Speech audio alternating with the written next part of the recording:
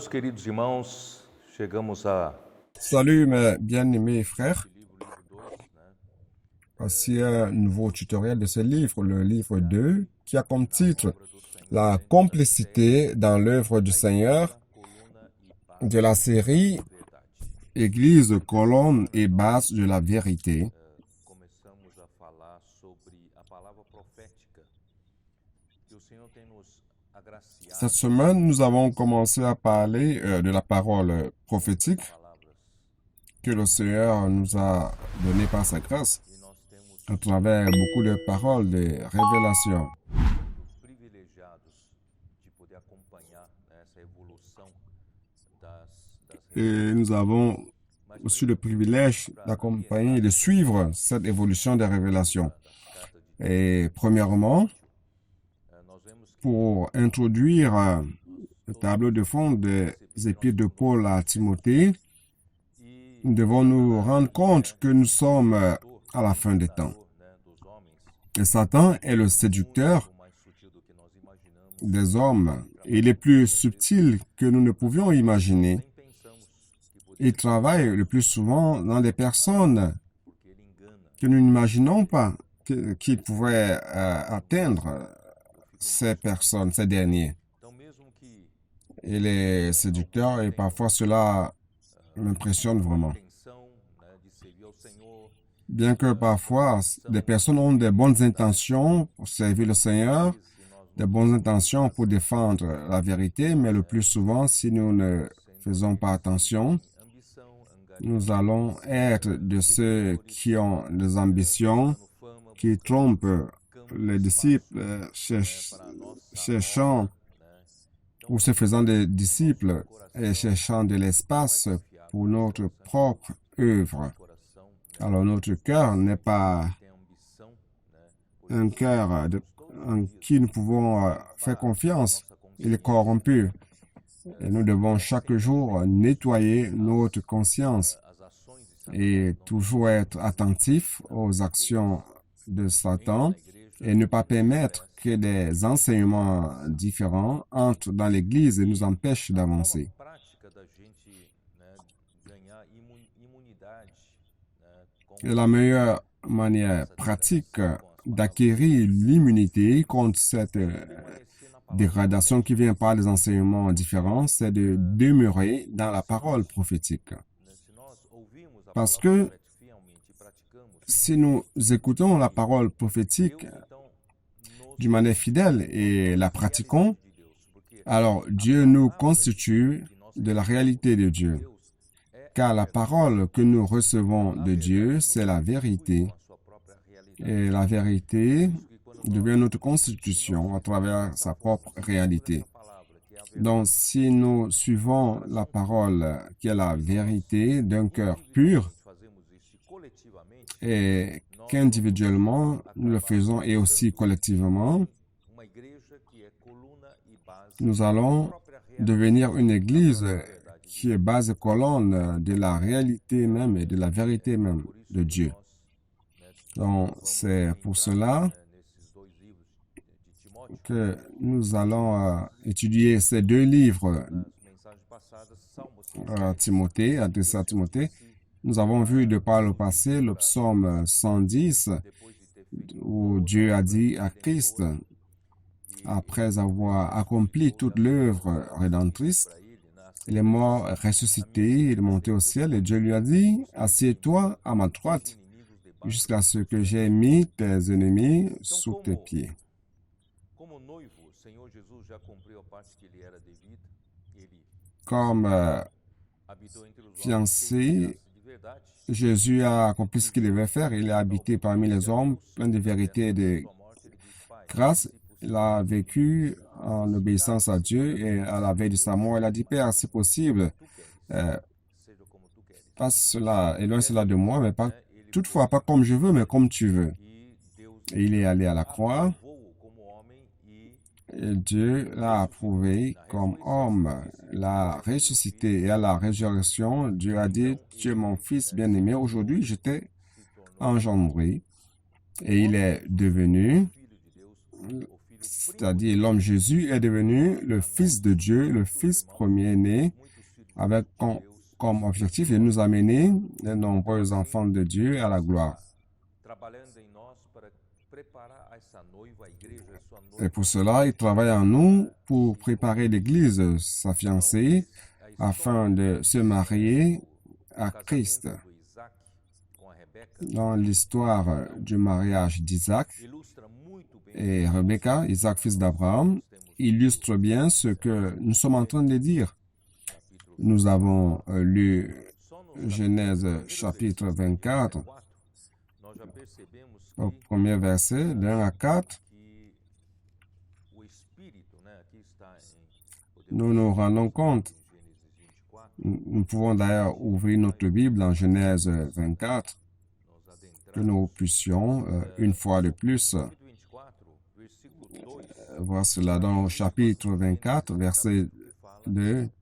Le chapitre 24 de Genèse, c'est un chapitre qui parle d'Abraham, qui envoie son serviteur le plus ancien de sa maison vers sa terre natale, où se trouve sa parenté, ses parents, pour trouver une femme à son fils Isaac.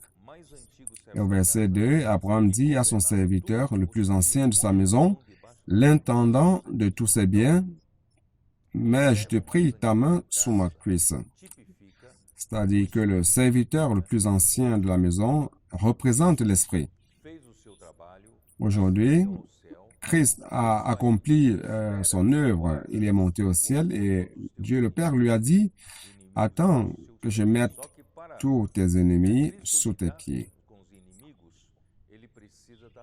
Alors, pour cela, Christ a besoin de la fiancée, parce qu'Apocalypse 19 montre que les noces de l'agneau vont se passer avant la bataille d'Armagédon. Donc, il ne va pas lutter seul, il va lutter avec sa fiancée.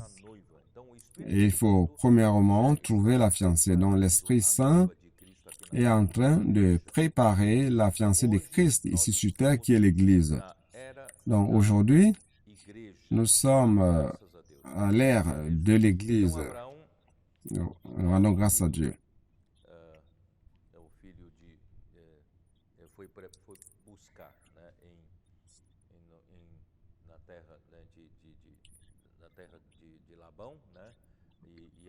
Alors, ils sont allés chercher la femme sur la terre de là-bas. Ils ont trouvé donc Rebecca.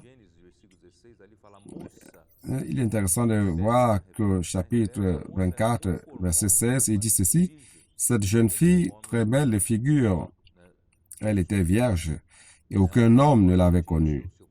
Elle descendit à la source, remplit sa cruche et remonta. » C'est-à-dire que cette jeune fille très belle de figure, vierge, fait référence à l'Église à nous.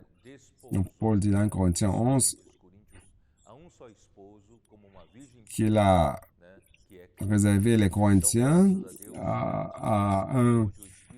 il les a préservés vierges à un fiancé qui est Christ. Nous rendons grâce à Dieu car l'Esprit est en train d'accomplir ce travail aujourd'hui et nous sommes ce groupe-là qui aime l'avènement du Seigneur. Le Seigneur tout au long de ces 20 siècles, beaucoup d'enfants de Dieu, toute la chrétienté, c'est-à-dire les chrétiens contemporains et d'autres aussi. Mais ceux qui sont nos contemporains sont peu qui se préparent pour faire partie de la fiancée. C'est pour cela qu'on parle de petits troupeaux. Luc 12, et pour faire partie des vainqueurs, il n'est pas nécessaire de vous faire des soucis en disant « je ne suis pas assez mature, je ne suis pas assez grandi ». Mais nous avons vu dans Luc 12 qu'il s'agit tout simplement de changer d'état. C'est-à-dire qu'à partir du moment où vous commencez à aimer l'avènement du Seigneur, et déjà que nous sommes en train d'étudier les 2 livres de Timothée, dans 2 Timothée 4, de 6 à 8, quand Paul devrait déjà partir, il allait être martyrisé. Il a dit que son temps de libération est arrivé. Il a combattu le bon combat. Il a couru sa carrière. Il a gardé la foi et que la couronne de justice lui était réservée. Mais il a dit quelque chose qui nous ouvre une espérance, non seulement à moi, mais à tous ceux qui aiment son avènement. Cette parole est très importante. Donc, il ne s'agit pas d'être forcément mature, complètement mature pour faire partie des vainqueurs. Mais à partir de ce moment-ci, si la parole du Seigneur nous touche et que nous commençons à aimer l'avènement du Seigneur, ce changement d'état, d'attitude fait déjà la différence. Si vous êtes quelqu'un qui ne se faisait pas du souci par rapport à l'avènement du Seigneur, au retour du Seigneur, et lorsque l'Esprit vous touche et que vous changez votre état, votre attitude, vous passez d'un état de passivité vers un état d'activité, de diligence, un état de perception, de vigilance ou de sobriété. Et si le Seigneur revient vous trouver dans cet état, vous serez un vainqueur. Donc, il est important de faire partie de ces hommes de Luc 12 qui aiment et qui attendent l'avènement du Seigneur. Pour que lorsque le Seigneur viendra et qu'il frappera à la porte, qu'il leur ouvre. Alors, vous voulez être un vainqueur? N'attendez pas d'être d'être mature. Mais maintenant, vous devez déjà changer votre état. Et tout va changer dans votre vie. OK? Donc, grâce à Dieu, il a fait grandes choses parmi nous. Il a appelé ces petits troupeaux. Nous sommes peu en nombre. Nous n'avons pas un grand nombre de personnes, mais malgré cela, nous sommes l'Église à Philadelphie. Dieu a travaillé en nous. Il a éliminé beaucoup de choses. Les jalousies, les disputes, les médisances, les critiques. Et nous, du leadership, Dieu a fait beaucoup de choses. Il a restauré beaucoup de choses parmi nous, nous a donné beaucoup de révélations et nous avons beaucoup avancé. Et donc, grâce à Dieu, c'est pas par notre mérite, c'est parce que le Seigneur veut retourner rapidement. Et nous lui rendons grâce car il a réussi à établir un groupe de vainqueurs. Pour cela, comme l'Église à Philadelphie, durant 20 siècles, il y a eu beaucoup de temps qui s'est écoulé avec une église dans la dégradation, mais maintenant le Seigneur a déjà une église de Philadelphie qui a commencé au XVIIIe siècle avec l'embryon, et puis siècle, 19e siècle, 20e siècle avec le frère Washamani et Witness Lee.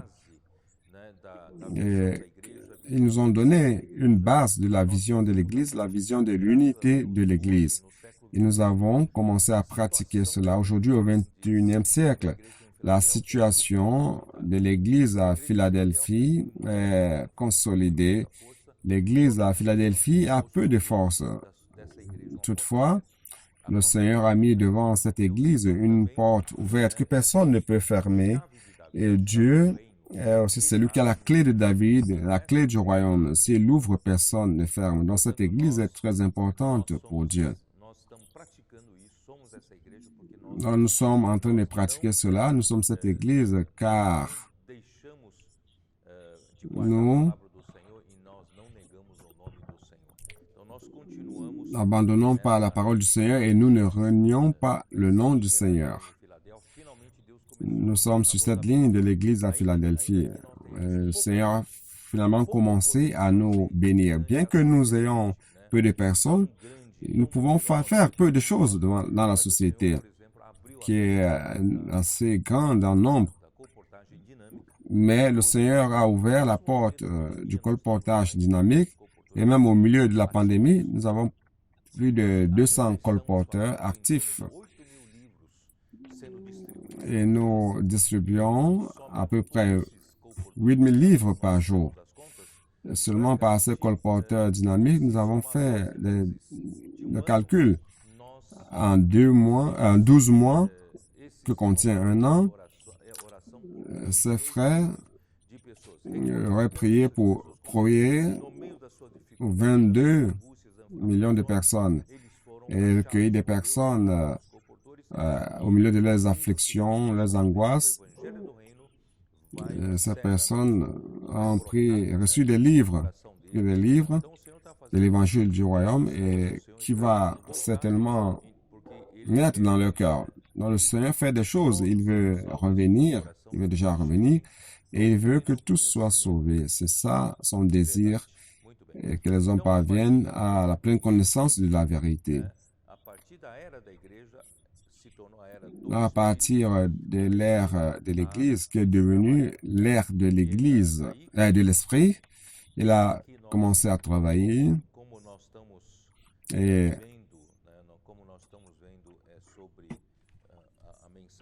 comme nous sommes en train de voir le message 1, qui a comme titre destinataire Timothée, la première partie.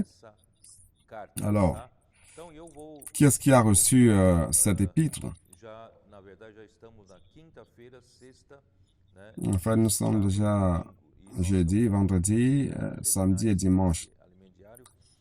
4 jours pour terminer cette nourriture quotidienne. L'apôtre Paul était un des instruments choisis par Dieu et utilisés par l'Esprit pour prendre soin de l'Église au premier siècle. Nous savons que les 12 apôtres ont été très utilisés avec Pierre au leadership, accompagné et aidé par Pierre. Ils ont été très utiles dans le leadership parmi les Juifs prêchant l'Évangile. Nous, grâce à Dieu, car ils ont établi en Judée un témoignage très fort. Cependant, à cause des concepts du judaïsme, l'Esprit a dû trouver un qui était persécuteur de l'Église. Il était zélé dans le judaïsme. Et le Seigneur a converti Paul sur le chemin de Damas et finalement, il est devenu un vase très utile entre les mains du Seigneur. Parmi les personnes, nombreuses personnes utilisées par Dieu, il était quelqu'un qui a reçu de manière spéciale la révélation qui est venue directement de Dieu. Il a eu la vision complète de Dieu, du plan de Dieu, de l'économie de Dieu dans le Nouveau Testament, c'est-à-dire tout le plan du salut de Dieu pour l'homme. Il a eu cette vision du plan général et il nous a transmis à travers ses épîtres. Nous devons louer le Seigneur pour cela. Cet homme a commencé à servir à l'église d'Antioche avec Barnabas, car Barnabas est allé le chercher quand l'Esprit Saint l'a touché. Vous voyez, tout se passe sous la conduite de l'Esprit Saint.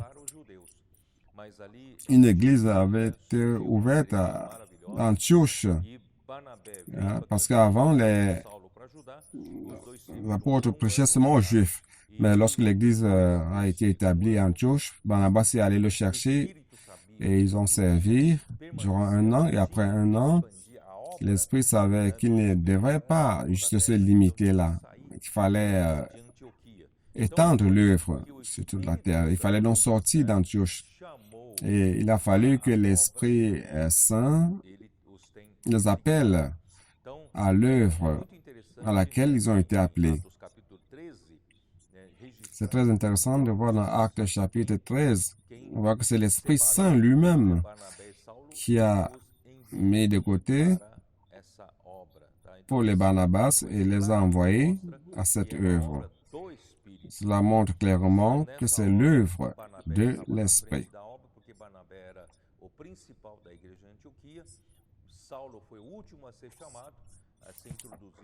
Dans l'église d'Antioche, Paul était le dernier à être appelé et introduit dans la responsabilité. Mais qui sont arrivés à Antioche à Pisidie, le leadership de Paul était déjà évident et l'Esprit Saint a commencé à inverser l'ordre. C'était maintenant, on parlait plus de Paul et Barnabas. Dans toute la Bible, nous ne voyons en aucun moment Barnabas contester cet ordre que l'Esprit Saint a établi, invertant l'ordre de ces personnes, de ces deux. Cela montre que Barnabas était spirituel et il n'avait aucun doute de ce que c'était l'Esprit Saint qui conduisait toutes choses dans l'œuvre du Seigneur. Donc, lorsqu'ils sont passés par la Galatie, à Icône, Paul et Barnabas sont entrés ensemble dans une synagogue judaïque, juive. Ils ont parlé à une grande multitude de Grecs et de Juifs. À cause d'un tumulte causé par les Juifs, car les Juifs étaient contre l'Évangile, ils ont donc dû quitter la ville et aller à Lystre, où se trouvait la famille de Timothée, durant le premier voyage. Dans la Lystre, Paul a guéri un boiteux de naissance. Le miracle a dû impressionner la mère et la grand-mère de Timothée, Évodia et Eunice. Elles ont été sauvées et se sont converties au Seigneur. Et certainement, Timothée a été sauvé aussi durant ce premier voyage de Paul. Donc, Timothée avait à peu près 15 ans au premier voyage de Paul lorsqu'il est passé par Lystre. Au deuxième voyage, je vais raccourcir un peu l'histoire. Au deuxième voyage, lorsque Paul et Barnabas ont décidé de ressortir, de partir une fois de plus dans le deuxième voyage pour consolider les églises, il y a eu une discussion entre eux. Barnabas voulait amener Jean-Marc et Paul ne trouvait pas adéquat d'amener ce jeune qu'ils avaient abandonné au milieu de l'œuvre. Durant le premier voyage, il y a eu une dispute entre les deux et Barnabas a pris un autre chemin et Paul un autre chemin avec Silas. Et lorsqu'ils sont arrivés de nouveau à Icône et après à Lystre, Paul a reçu de bonnes recommandations d'un frère d'Icône et de Lystre sur le jeune Timothée, disant qu'il était très bien, très bon, car Paul cherchait quelqu'un qu'il allait perfectionner et qui allait coopérer avec lui. Il avait besoin d'un bras droit, de quelqu'un qui pouvait l'accompagner. Je vais voir ici, dans Acte 16, il se rendit ensuite à Derbe et à Lystre, et voici, il y avait là un disciple nommé Timothée, fils d'une femme juive fidèle et d'un père grec. Les frères de Lystre et d'Icône rendaient de lui un bon témoignage. Paul voulut l'amener avec lui et l'ayant pris et le circoncis à cause des Juifs qui étaient dans ces lieux-là, car tous savaient que son père était grec. Lorsque Paul est passé une fois de plus par Icône et Lystre, donc à Lystre, il a décidé d'amener ce jeune dont tout le monde rendait un bon témoignage. Et c'était quelque chose c'était une bonne décision de la part de Paul, car il a eu enfin quelqu'un qu'il pouvait perfectionner de ses propres mains et il est devenu réellement un grand coopérateur aux côtés de Paul. Car après la séparation de Paul de Barnabas, Paul sentait son absence. Car avec Barnabas, il pouvait partager les préoccupations et il n'avait plus une personne comme telle. Donc, en dehors du fait que Silas l'accompagnait, alors il a décidé d'amener Timothée.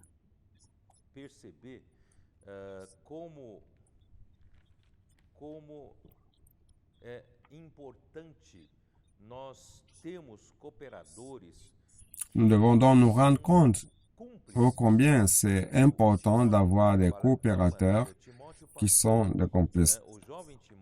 Timothée, jeune, permettez-moi que je lise samedi, il y a quelque chose qui est à la page 19.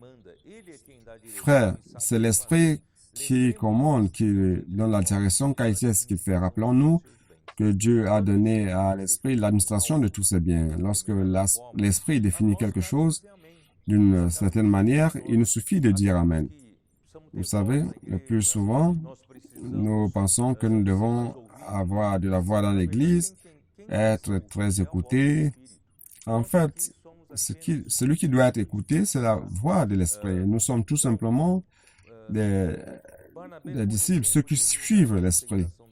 Donc, Barnabé était un exemple d'humilité, accepter la direction de l'Église. La direction de Paul et lui, dans la dispute entre Barnabas et lui, ce n'était pas à cause du leadership, mais c'était par rapport à Jean-Marc. Et nous savons que Paul voulait avoir un nouveau compagnon. Et l'Esprit avait aussi mis à part dans la ville de Lystre Timothée, qui allait être son coopérateur le plus fidèle jusqu'à la fin de sa vie. Timothée a suivi de près Paul. Il a souffert avec lui et il l'a vu souffrir. Il l'a vu souffrir, il connaissait le cœur de l'apôtre et il n'a cherché à aucun moment à être à sa place. Il n'a jamais eu l'ambition de prendre la place de Paul. Vous savez, c'est quelque chose qui n'est pas du tout beau de vouloir prendre la place d'un autre. Nous devons être fidèles à la place où l'Esprit nous a mis. Continuons avec simplicité et obéissance. Paul n'a jamais cherché à être célèbre ou à avoir de l'argent ou quelques bénéfices que ce soit. Et Timothée a vu cela. Il a suivi le même pas. Il était en fait un jeune coopérateur qui avait de l'empathie par rapport à Paul. On peut dire qu'il y avait une grande complicité entre Timothée et Paul. La complicité, c'est l'empathie, la confiance totale. Donnons grâce à Dieu aujourd'hui, parmi les coopérateurs, il y a beaucoup de complicité avec le leadership de l'Église. Ses frères sont compagnons, ayant à leur côté certains qui avaient le même cœur et même âme. Paul, durant son ministère, avait à ses côtés certains coopérateurs opportunistes qu'il avait abandonnés dans le moment le plus difficile, prenant chacun son propre chemin, l'espace de l'œuvre. Vous savez, il y a beaucoup de personnes qui s'accrochent à l'ascension de Paul, à sa célébrité, mais qui veulent en fait s'accrocher à lui pour avoir leur propre espace, leur propre travail, leur propre œuvre. Cela n'est pas beau du tout, car nous n'avons pas notre propre œuvre. L'œuvre est de l'Esprit. Nous rendons grâce à Dieu car Timothée n'avait pas cette ambition. Une fois, lorsque Timothée était un coopérateur qui avait une foi sans simulation, nous qui servons le Seigneur, nous devons avoir une foi sans simulation et ne pas servir avec une seconde intention et avoir une conscience pure. L'Esprit, il n'a que l'espace pour l'Esprit et est grande suffisante pour les œuvres de l'Esprit. Nous rendons grâce au Seigneur car l'Esprit nous a conduits sur ce chemin de la bénédiction du Seigneur et nous avons ici, dans notre œuvre, nous avons beaucoup de coopérateurs qui sont unanimes dans le leadership de l'œuvre. Et cette condition était essentielle essentielle à l'action de l'Esprit parmi nous et cela produit des grandes œuvres. Les frères sont sincères, ne sont pas les profiteurs, mais qui obéissent à la direction de l'Esprit. Et avec cet appui, l'Esprit trouvera en nous un chemin pour nous bénir. Cette ambiance de pureté et de simplicité doit être maintenue afin que nous puissions avancer encore plus. D'un côté, nous sommes reconnaissants de ce que le Seigneur a tout fait, pour ce que le Seigneur a tout fait parmi nous. Et d'un autre côté, nous devons avancer plus, nous ne devons pas nous accommoder, nous ne devons pas nous arrêter. Et comme Timothée qui a suivi Paul, sans foi simulée et une bonne conscience. Nous espérons que le Seigneur continue à préparer son Église comme colonne et base de la vérité, évitant que Satan vient nous tromper à travers notre ego et et ouvrir ainsi une brèche pour le déclin de l'Église. Non, nous ne voulons pas reculer, nous voulons continuer jusqu'à ce que le Seigneur vienne coopérer à son avènement. C'est le feu qui brûlait à l'intérieur de Paul et qui le faisait servir le Seigneur. Notre cri vers le Seigneur, c'est que ce même feu puisse brûler à l'intérieur de nous et qu'il contamine tout le monde dans l'Église. Que tous soient réveillés, prêcher l'Évangile et coopérer avec l'avènement du Seigneur. Ne cherchons aucun avantage personnel, aucun espace personnel ou exiger que nous ayons une voix plus active dans l'œuvre du Seigneur. Celui qui doit avoir la vie la plus active dans l'œuvre du Seigneur, c'est l'Esprit. Il nous revient tout simplement d'être unanime, d'être un dans l'œuvre et avoir cette paix afin que l'Esprit puisse nous utiliser comme un instrument à la fin des temps. L'avènement du Seigneur est proche et il n'y a pas de temps pour reculer dans notre ambition, dans notre recherche de la gloire humaine. On n'a pas de temps pour cela. Nous devons continuer en paix dans la direction que l'Esprit nous a donnée. Que Dieu vous bénisse tous. J'espère que cela vous a aidé, que ce tutoriel vous a aidé. Amen.